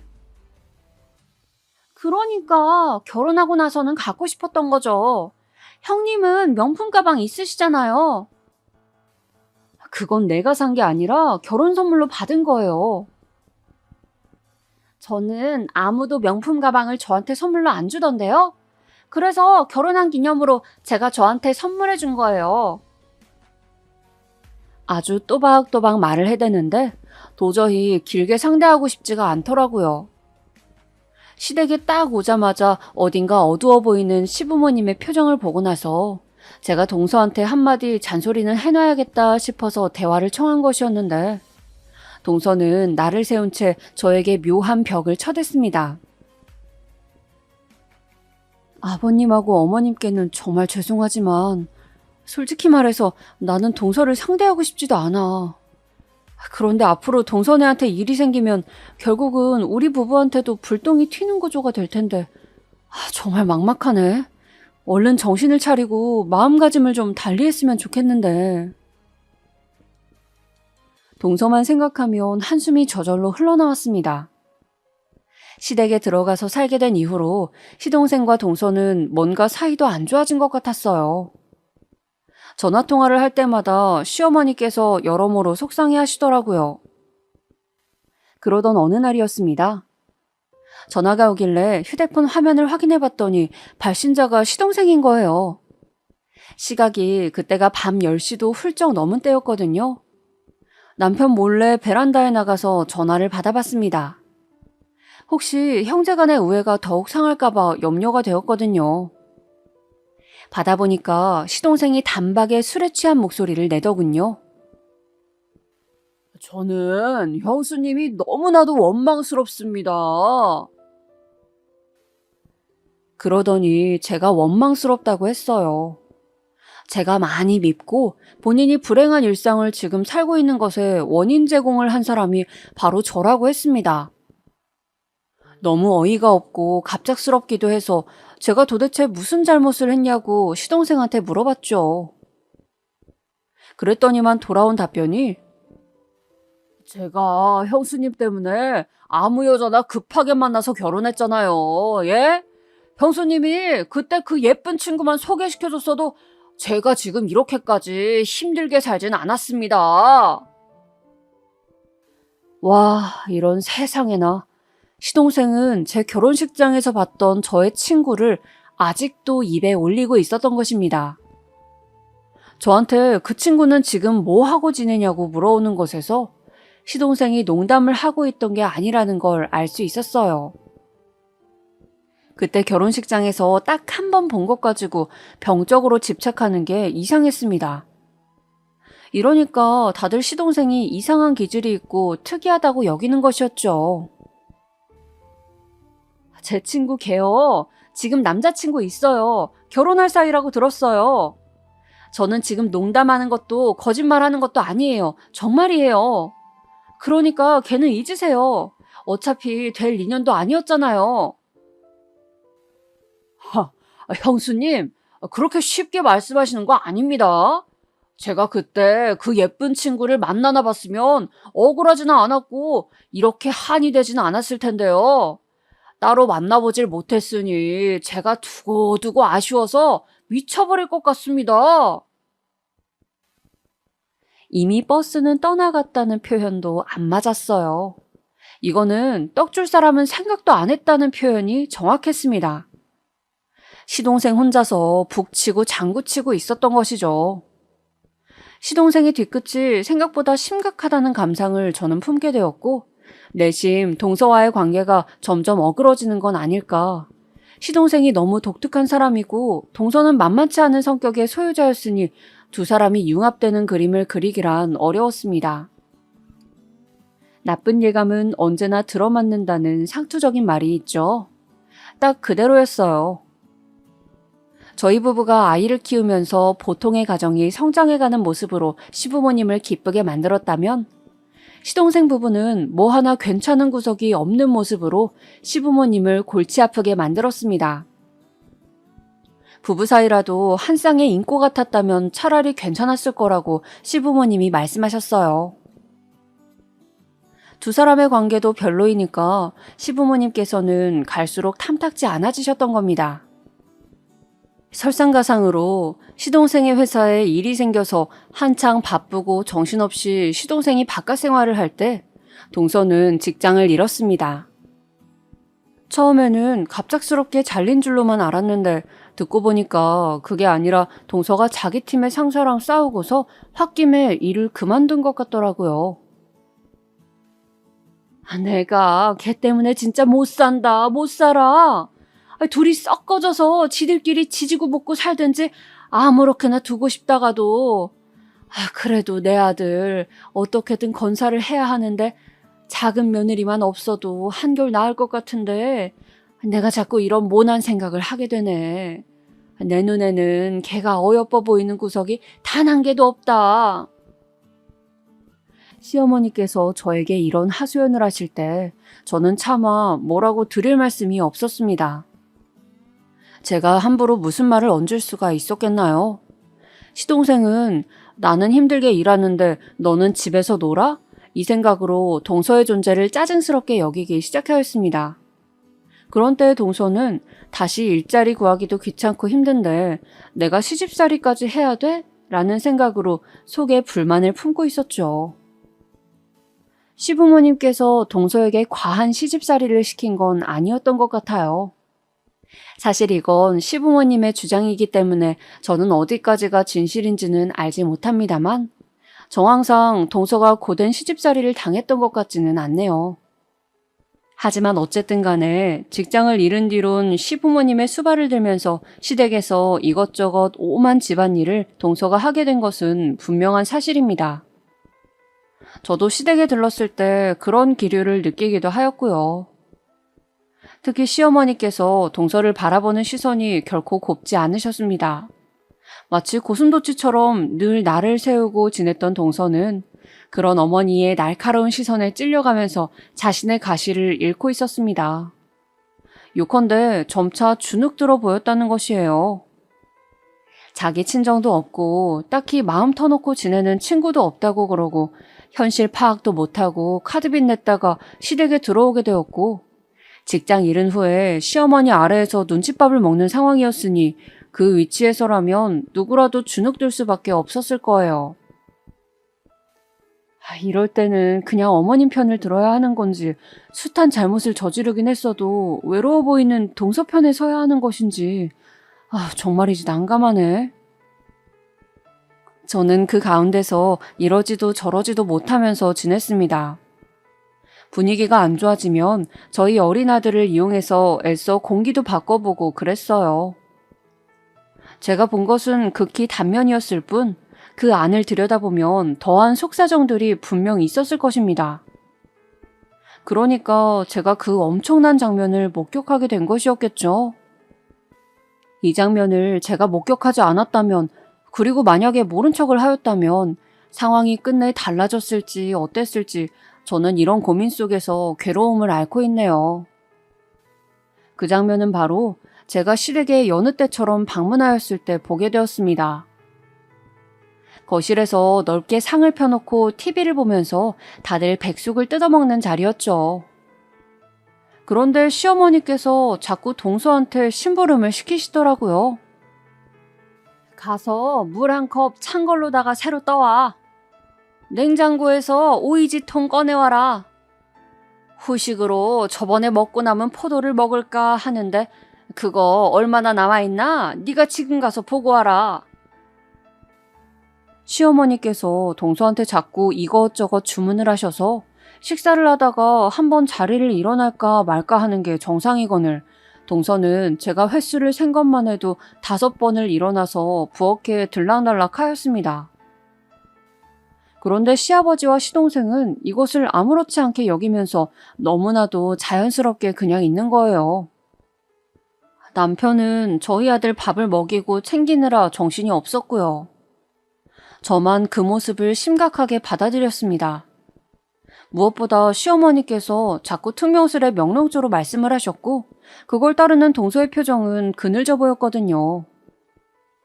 식사가 거의 끝나갈 무렵에도 시어머니께서는 당신의 밥 공기를 동서에게 내미시면서 또 주문을 하셨습니다. 여기다가 누룽지 한 국자 더 퍼와라.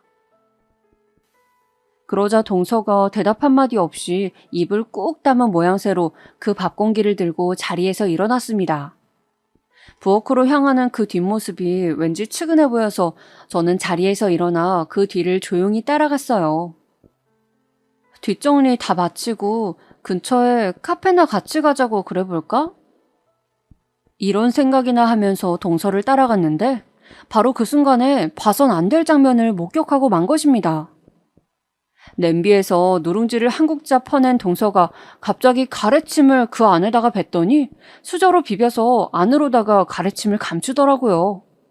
제가 깜짝 놀라서 손으로 입을 틀어막고 있는데 만행을 저지른 동서가 등을 돌리다가 저를 보고는 그대로 얼어붙었습니다.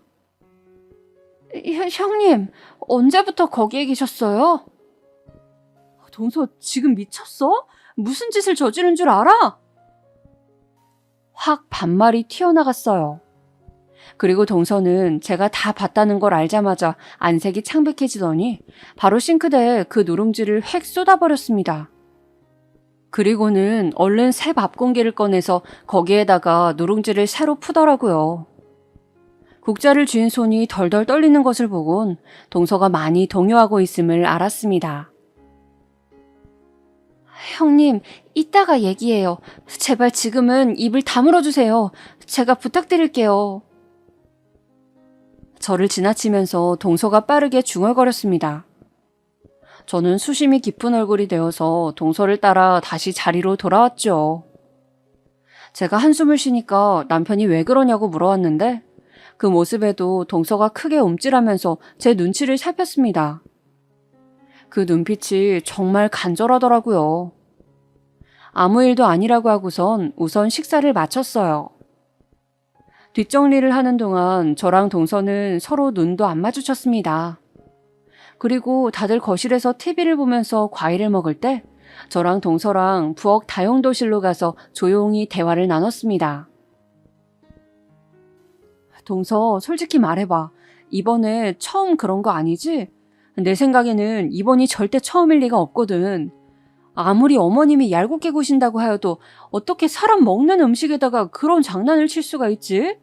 내 상식으로는 도저히 이해가 안 돼. 왜 그런 거야? 대체 무슨 이유로? 죄송해요.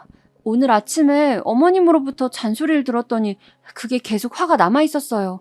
다시는 안 그럴게요, 형님. 저 한 번만 봐주세요. 그냥 모른 척 해주세요. 동서가 전에 본 적 없는 애처로운 얼굴로 저에게 싹싹 빌었습니다.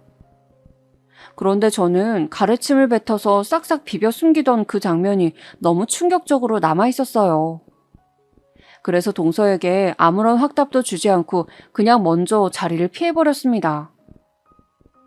동서는 저희 식구가 시댁을 나설 때까지 초조한 표정을 감추지 못했고 저는 집으로 돌아가는 길 내내 표정 관리를 하지 못했어요. 남편이 몇 번이고 무슨 일 있냐고 물어왔을 정도였죠. 너무 심란해서 그날 뒤척이다가 간신히 잠에 들었는데 다음 날에도 제가 얼굴에 수심이 깊어 보였는지 남편이 무슨 고민거리라도 있냐면서 물어왔습니다. 동서가 반성하는 기색이었으니 그냥 묻어도 되는 것이긴 한데 어머님을 생각하면 또 마음이 불편하고 남편한테까지 숨기자니 답답하기도 하고 양심에 찔리네. 고민하던 저는 남편에게 제가 본 것을 털어놓았어요. 남편이 깜짝 놀라더니 자기 생각에는 절대 이번이 처음 그런 짓을 한 게 아닐 거라고 했습니다. 제가 내심했던 생각하고 일치하였죠. 시부모님께는 함구하였으면 좋겠다는 저의 말에 남편은 짜증 섞인 한숨만 내쉬었습니다. 저는 이것으로 일단락이 된 줄 알았건만 그 뒤로 며칠이 지났을 때였어요. 어떤 일이 있어서 남편이 시동생하고 통화를 하다가 홧김에 그 일을 꺼내버린 겁니다. 나한테 대도 않는 소리 하지 말고 재수 씨나 허튼 짓 못하게 네가 잘해. 남편이 그렇게 말하니까 시동생은 무슨 허튼 짓이냐면서 물어온 것이죠. 그렇게 시동생이 그 사건을 알게 되었는데 문제가 아주 크게 번졌습니다. 저는 시댁에서 사는 시부모님과 시동생 부부의 모든 면을 다 아는 게 아니라 간접적으로 접해왔던 것이잖아요. 그런데 안에서 많이 골마 있었나 봐요. 시동생은 당장 이혼을 하겠다며 선언하였고 그 결정에 시부모님이 쌍수를 들며 반기셨다는 겁니다. 저는 설마 시아버지께서도 동서를 내치겠다고 하실 줄은 몰랐는데 동서는 이혼당할 수 없다면서 절대 안 나가겠다고 하였는데 시동생이랑 크게 싸운 후에 마음의 상처를 입고서는 그냥 이혼하는 쪽으로 마음을 돌렸더라고요. 내가 원래 예쁘고 잘난 여자랑 결혼할 운명이었어. 그런데 어쩌다 너랑 홧김에 결혼해버렸고 결과물이 지금 이 모양 이 꼴이야. 너랑 더 살았다가는 내가 제명에 못 살겠다고. 내가 대체 왜 너 같은 별 볼 일 없는 여자랑 계속 살아야 돼? 네가 나이가 어려서 그동안은 봐줬지만 생각해보니까 몇 년만 지나도 너 역시 늙어버릴 거잖아. 그럼 별로 쓸모도 없지. 시동생의 이런 발언을 듣고 동서가 순순히 이혼을 한 뒤 시댁에서 나가버린 겁니다. 그 과정을 듣고 저랑 남편도 크게 충격을 받았습니다. 두 사람이 갑작스럽게 결혼을 했던 때처럼 너무나 빨리 이혼을 해버렸으니까요. 동서가 오갈 때는 있을지 그 돈으로 혼자 어떻게 살아갈지 저는 그것부터 당장 걱정이 되었습니다. 시동생의 작태에 질린 시부모님은 결국 작은 아들마저 쫓아내셨습니다. 그리고 1년 뒤 심장이 철렁 내려앉는 비보가 들려왔어요. 동서가 홀로 세상을 떠났다는 소식이었습니다. 작은 원룸에서 혼자 살던 도중에 그런 선택을 내렸고 월세가 밀려서 집을 찾아와 본 집주인이 발견하였대요. 연락처에 있는 번호들로 연락이 돌려졌고 그 중에 한 명이 저였던 것이죠. 외롭고 힘들게 살아온 사람을 아무도 가르쳐주지 않았기에 그저 서툴고 세상 물정을 몰랐을 뿐인 사람을 내가 모질게 내쳐버린 게 아닐까? 어쨌든 내가 그 장면을 비밀로 하지 않은 바람에 이혼의 빌미가 되어서 동서가 세상 밖으로 다시 내쳐졌던 거잖아. 그리고 저는 말로 설명하기 어려운 죄책감에 휩싸이게 되었습니다. 애써 동서는 젊으니까 알아서 새로이 인생을 시작하겠지 하면서 생각하려 했던 것들이 모두 저 스스로 편하자고 그래왔던 것만 같아서 마음이 너무 복잡해요. 계속 이 죄책감 때문에 미치겠는데 어쩌면 좋을까요?